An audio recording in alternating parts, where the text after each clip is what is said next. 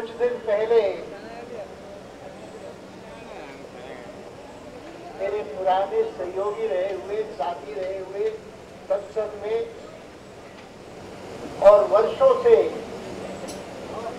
भारतीय जनसंघ और भारतीय जनता पार्टी के व्यापार प्रकोष्ठ को संगठित करने वाले श्याम बिहारी जी मिलने आए और कहा कि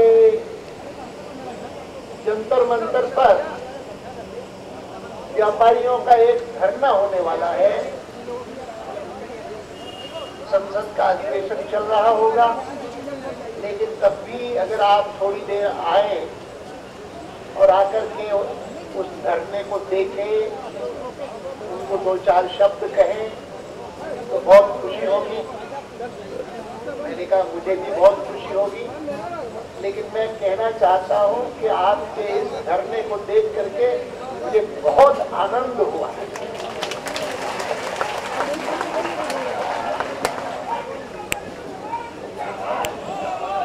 इतनी बड़ी संख्या में, और केवल दिल्ली से नहीं, दिल्ली के हमारे भारतीय जनता पार्टी के अध्यक्ष भी यहाँ बैठे हैं, उन्होंने भी आपको संबोधित किया, लेकिन अनेक प्रदेशों से आए हुए व्यापारियों को और उनको संगठित करने वाले और एक युद्ध का ऐलान करने वाले श्याम बिहारी जी, घनश्याम जी और उनके बाकी सब साथियों को मैं बहुत बहुत बधाई देता हूँ।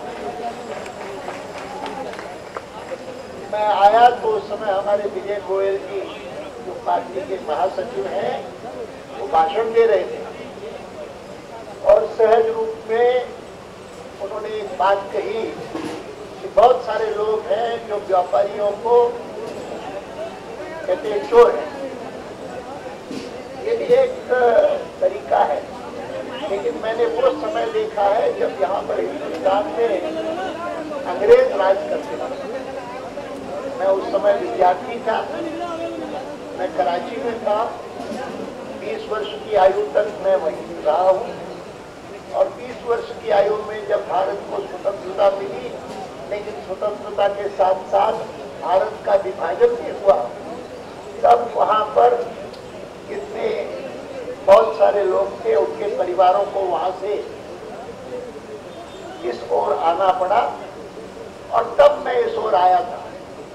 मुझे याद है 47 से पहले एक बार मैं 46 में नागपुर गया था और नागपुर जाते हुए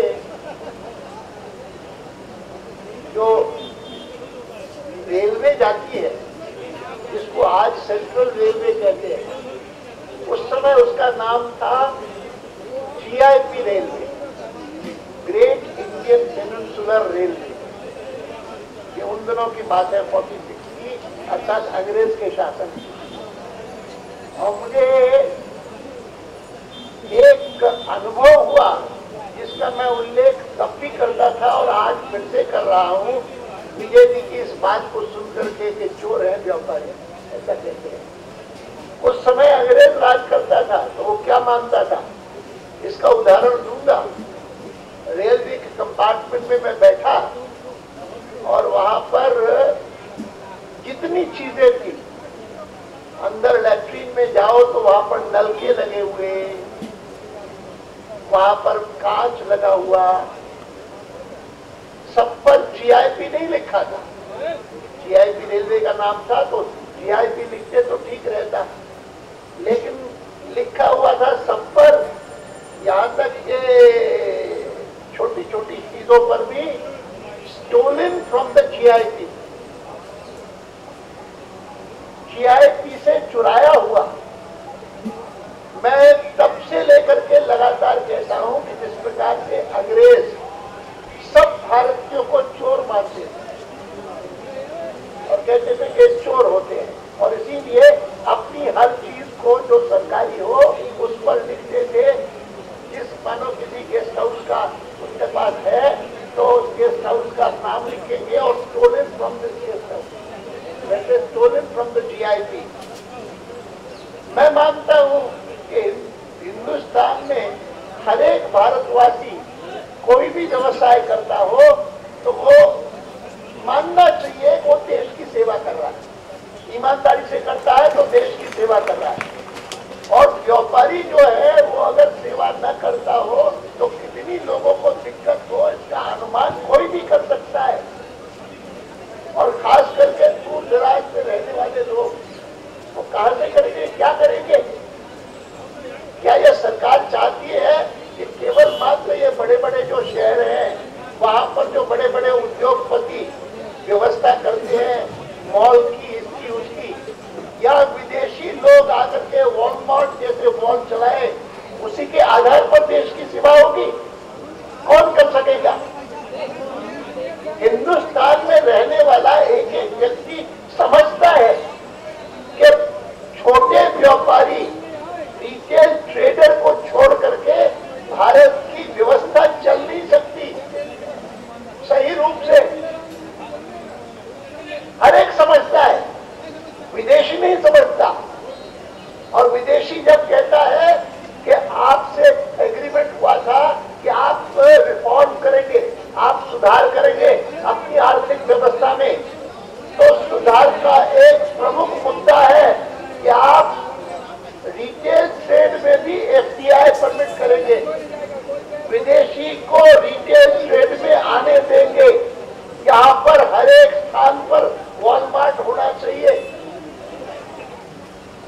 लेकिन इस सरकार को पता है कि जब वो प्रस्ताव लेकर के आए थे आज से कुछ समय पहले संसद में, सब दलों ने विरोध किया और कहा कि नहीं होगा। और तब उन्होंने उस समय आश्वासन दिया कि हम एफडीआई रिटेल ट्रेड लाएंगे, उससे पहले प्रधानमंत्री आपसे फिर से बात करेगा, आपसे मिल करके बात करेगा। और आपसे ही नहीं लेकिन जितने सारे स्टेक होल्डर्स हैं अर्थात व्यापारियों के प्रतिनिधियों से भी हम बात करेंगे। आज तक बात नहीं की है और अपने ढंग से करने की कोशिश कर रहे हैं। कभी कभी घोषणा कर देते हैं कि देश का भला है, इसमें बहुत बड़ा भला है, बात करके देखें। इस सरकार का मैं कभी कभी सोचता हूं कि कुछ सत्ता में आए हैं तो उसके कारण सत्ता का जो अहंकार है वो चढ़ गया है, नहीं तो ऐसा रवैया नहीं अपनाते। मैं आपको कहने आया हूं कि एफडीआई रिटेल ट्रेड के खिलाफ आपने जो संघर्ष करने का फैसला किया है बहुत अच्छा फैसला है।